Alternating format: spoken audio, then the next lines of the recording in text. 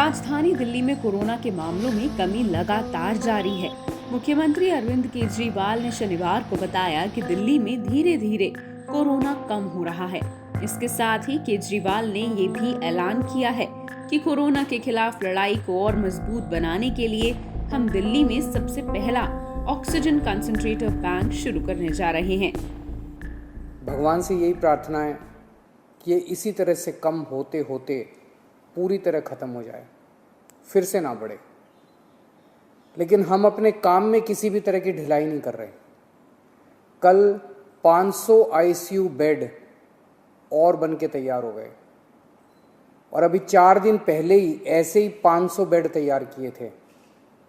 तो हमारे डॉक्टरों, इंजीनियर और कामगारों ने मिलके केवल 15 दिनों में केवल 15 दिनों में 1000 आईसीयू बेड तैयार कर दिए। हर व्यक्ति आश्चर्य कर रहा है कि इन इंजीनियर्स और डॉक्टर्स ने इतने कम समय में 1000 आईसीयू बेड कैसे बना दिए।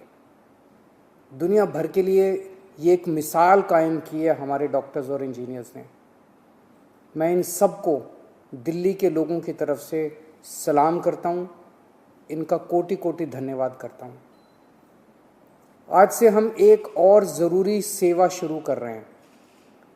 आज से हम ऑक्सीजन कॉन्सेंट्रेटर बैंक शुरू कर रहे हैं। ये क्या है, इसकी क्या ज़रूरत है, क्या काम आएगा?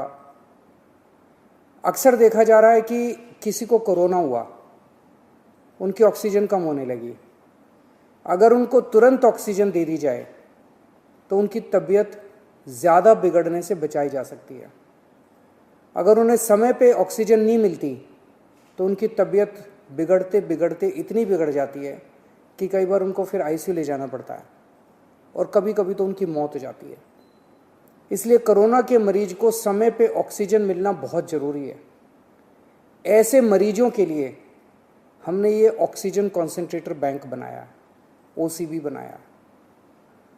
हमने दिल्ली के हर जिले में 200 ऑक्सीजन कॉन्सेंट्रेटर का बैंक बनाया है। ऐसे मरीज जिनका इलाज घर पे हो रहा है, वो होम आइसोलेशन में है, अगर उन्हें ऑक्सीजन की ज़रूरत पड़ती है तो 2 घंटे में हमारी टीम उनके घर ऑक्सीजन कॉन्सेंट्रेटर पहुंचा देगी। कोई टेक्निकल आदमी भी साथ जाएगा जो उस घर के लोगों को समझा के आएगा कि ऑक्सीजन कॉन्सेंट्रेटर को कैसे इस्तेमाल करना है। इसके अलावा ऐसे कई लोग होते हैं जो अस्पताल से ठीक होकर जब घर जाते हैं तो डॉक्टर कहते हैं कि कुछ दिन घर पे आपको ऑक्सीजन लेनी पड़ेगी।